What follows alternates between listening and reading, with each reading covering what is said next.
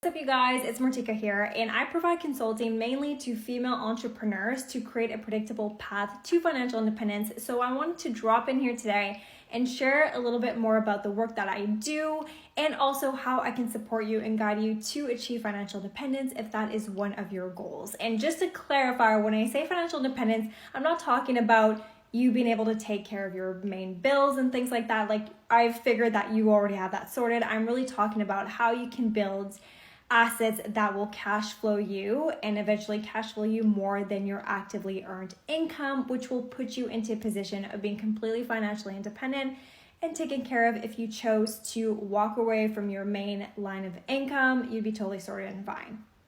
I feel like one of the biggest misconceptions about building wealth is how complicated it is. And I know that for many people relate to the financial space being very complicated and overwhelming and confusing and just a little bit intimidating in general, because for sure they have created a locker room culture on Wall Street and in financial firms, but in fact wealth building is very straightforward and extremely simple. So I'm hoping that I can enlighten you a little bit today with this video.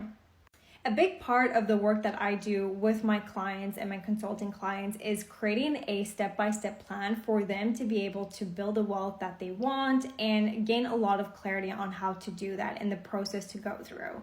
And so one of the biggest starting points that you need to consider is exactly how much money you feel like you would need that would cash flow you to support you in replacing either your actively earned income, or if you were living your ideal life, how much money would that require?